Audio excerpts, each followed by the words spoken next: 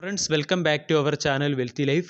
1 February 2021 trading സെഷനിൽ budget അനൗൺസ്മെൻറ്റിന് ശേഷം നിഫ്റ്റി 14,200 എന്ന ലെവലിലേക്ക് തിരികെ എത്തി. അതായത് നിഫ്റ്റിയിൽ 646 പോയിൻ്റ് ഉയർന്നു, അല്ലെങ്കിൽ 4.74% വർധനവാണ് കാണാൻ സാധിച്ചത്. ഇനി നമ്മൾക്ക് നിഫ്റ്റിയുടെ ചാർട്ട് പാറ്റേണിലേക്ക് പോകാം. നിഫ്റ്റിയുടെ 15 മിനിറ്റ് ടൈം ഫ്രെയിമിൽ നിഫ്റ്റിയുടെ ചാർട്ട് പാറ്റേൺ നോക്കുകയാണെങ്കിൽ ഏകദേശം 1 മണിയോടുകൂടി മാർക്കറ്റിൽ വളരെ വലിയ ഒരു റാലിയാണ് നമ്മൾക്ക് കാണാൻ സാധിച്ചത്. ഇതർത്ഥമാക്കുന്നത് ബഡ്ജറ്റ് അനൗൺസ്മെൻറ്റിന് ശേഷം മാർക്കറ്റിൽ വളരെ വലിയൊരു റാലി വന്നു. അതിനർത്ഥം മാർക്കറ്റ് ബഡ്ജറ്റിനെ അക്സെപ്റ്റ് ചെയ്യുന്നു എന്നുള്ളത് തന്നെയാണ്. അതുകൊണ്ട് നിഫ്റ്റിയിൽ ഇന്ന് ഇത്രയും വലിയ ഒരു റാലി, അല്ലെങ്കിൽ 650 പോയിൻറ്റോളം വരുന്ന റാലി ഉണ്ടായതിൻ്റെ പിന്നിലെ റീസൺസ് മനസ്സിലാക്കേണ്ടത് വളരെ അത്യാവശ്യമാണ്. കാരണം ഈ റീസൺ മനസ്സിലാക്കിയാൽ മാത്രമേ നമ്മൾക്ക് വരും ദിവസങ്ങളിൽ നമ്മൾ ഏത് സെക്ടറുകളിൽ ഫോക്കസ് ചെയ്യണം, ഏത് സ്റ്റോക്കുകളിൽ ഫോക്കസ് ചെയ്യണം, ഏത് സ്റ്റോക്കുകളെയും ഏത് സെക്ടറിനെയുമാണ് ബഡ്ജറ്റ് ഫേവർ ചെയ്യുന്നത് എന്ന് മനസ്സിലാക്കാൻ സാധിക്കുകയുള്ളൂ. ഇതിനുവേണ്ടി നമ്മൾക്ക് ഇന്നത്തെ ടോപ്പ് ഗെയിനേഴ്സിൻ്റെ ലിസ്റ്റ് എടുക്കാം. ടോപ്പ് ഗെയിനേഴ്സിൻ്റെ ലിസ്റ്റ് നോക്കുകയാണെങ്കിൽ Indus bank, ICICI bank, Bajaj Finserv, SBI, L&T, അതുപോലെ തന്നെ top momentum creating stock Tata Motors, ഈ സ്റ്റോക്കുകളാണെന്ന് മനസ്സിലാക്കാം. ഇതിനർത്ഥം ബാങ്കിങ് ആൻഡ് ഫിനാൻസ് സെക്ടർ, അതുപോലെ തന്നെ ഇൻഫ്രാസ്ട്രക്ചർ സെക്ടർ, കൂടാതെ automobile sector, ICICI bank support ചെയ്യുന്ന ഇൻഷുറൻസ് സെക്ടർ, ഈ സെക്ടറുകളിൽ തന്നെയാണ് ഇന്ന് നല്ല മൊമെൻറ്റം വന്നത്. അതുപോലെ തന്നെ വരും ദിവസങ്ങളിൽ ഈ സെക്ടറുകളാവാം നല്ല രീതിയിൽ പെർഫോം ചെയ്യുന്നത്. ഇനി നമ്മൾക്ക് നിഫ്റ്റിയിൽ ഇത്രയും വലിയ ഒരു മൊമെൻറ്റം അല്ലെങ്കിൽ റാലി ഉണ്ടായതിൻ്റെ പിന്നിലെ കാരണങ്ങൾ മനസ്സിലാക്കാം. കാരണങ്ങളിലേക്ക് പോകുന്നതിന് മുൻപേ വെൽത്തി ലൈഫ് എന്ന ചാനൽ നിങ്ങൾ ആദ്യമായാണ് വിസിറ്റ് ചെയ്യുന്നതെങ്കിൽ ചാനൽ ദയവായി സബ്സ്ക്രൈബ് ചെയ്യുക, for getting instant stock recommendation and regular market updates. ഇനി വെൽത്തി ലൈഫ് എന്ന ചാനലിൻ്റെ സൈഡിൽ നിന്നും നിങ്ങൾക്ക് എന്തെങ്കിലും അഡീഷണൽ ഇൻസൈറ്റ്സ് ആവശ്യമുണ്ടെങ്കിൽ ചാനൽ മെമ്പർഷിപ്പിൽ ദയവായി ജോയിൻ ചെയ്യുക. ചാനൽ മെമ്പർഷിപ്പ് ഇന്നു മുതൽ ആക്റ്റീവ് ആവുകയാണ്.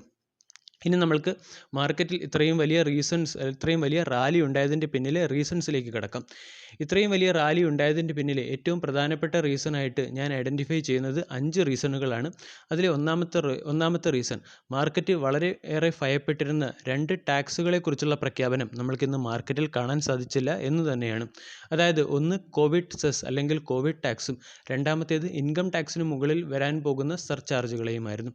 ഈ ടാക്സുകളെ വെൽത്ത് ടാക്സ് എന്നോ ടാക്സ് എന്നോ എന്നുള്ള പേരിലൊക്കെ മാർക്കറ്റിൽ ഒരു റൂമർ ഉണ്ടായിരുന്നു. ഈ 2 ടാക്സുകളെയും കുറിച്ചുള്ള അനൗൺസ്മെൻറ്റ് നമ്മൾക്കിന്ന് മാർക്കറ്റിൽ കാണാൻ സാധിച്ചില്ല.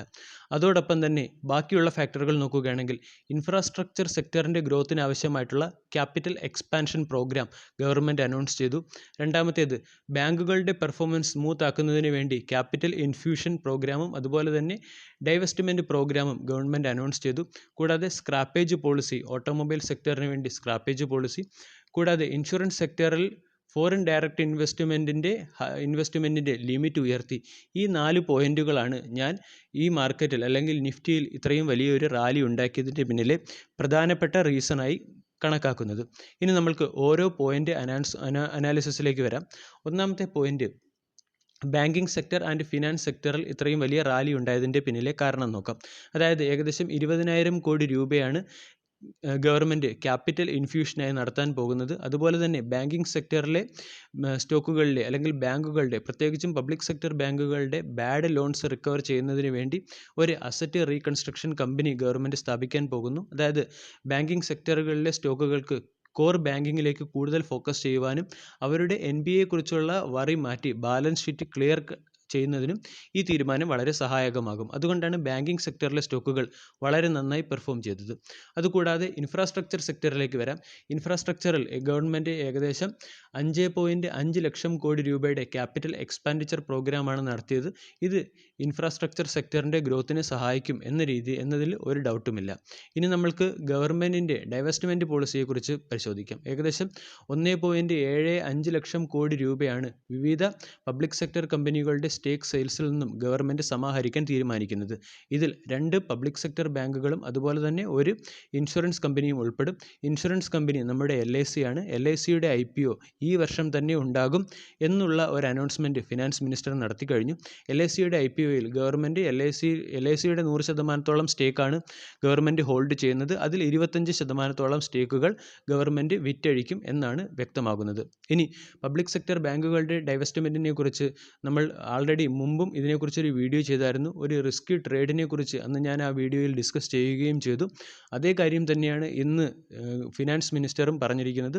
ഇതുകൊണ്ട് പബ്ലിക് സെക്ടർ സ്റ്റോക്കുകളിലെല്ലാം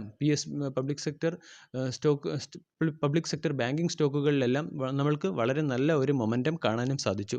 ഇനി ഓട്ടോമൊബൈൽ സെക്ടറിനെ സഹായിക്കുന്ന സ്ക്രാപ്പേജ് പോളിസിയിലേക്ക് വരാം.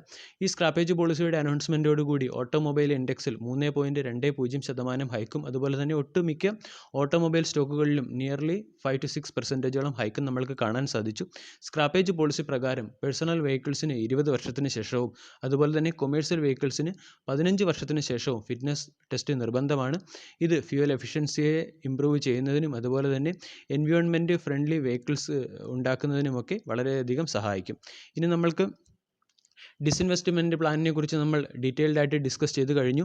ഇനി നമ്മൾക്ക് FDI ലിമിറ്റ് ഓൺ ഇൻഷുറൻസ് സെക്ടറിലേക്ക് പോകാം. അതായത് ഇപ്പോഴത്തെ ഇൻഷുറൻസ് സെക്ടറിലുള്ള FDI ലിമിറ്റ് 49%. ഇത് ഉയർത്തി 74% മാറ്റാൻ ഗവൺമെൻറ് തീരുമാനിച്ചിട്ടുണ്ട്.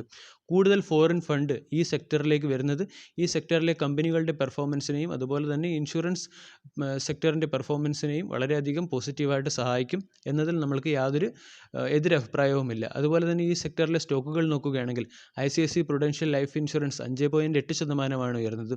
കൂടാതെ ജനറൽ ഇൻഷുറൻസ് കമ്പനിയുടെ stock 5.41%, the new India life insurance കമ്പനിയുടെ സ്റ്റോക്ക് 5.16%, HDFC AMC ഏകദേശം 3% ഹൈക്കും നമ്മൾക്ക് കാണാൻ സാധിച്ചു. ഇതിനർത്ഥം വരും ദിവസങ്ങളിൽ നമ്മൾ പ്രധാനമായും ഈ 4 സെക്ടറുകളിൽ തന്നെയാണ് ഫോക്കസ് ചെയ്യേണ്ടത്. Infrastructure sector, banking and finance sector, automobile sector, അതുപോലെ തന്നെ ഇൻഷുറൻസ് സെക്ടർ. ഇതാണ് മാർക്കറ്റിൽ നിന്നും എനിക്ക് മനസ്സിലാക്കാൻ കഴിഞ്ഞത്. വീഡിയോ ഇഷ്ടമായി എന്ന് വിശ്വസിക്കുന്നു. Thank you.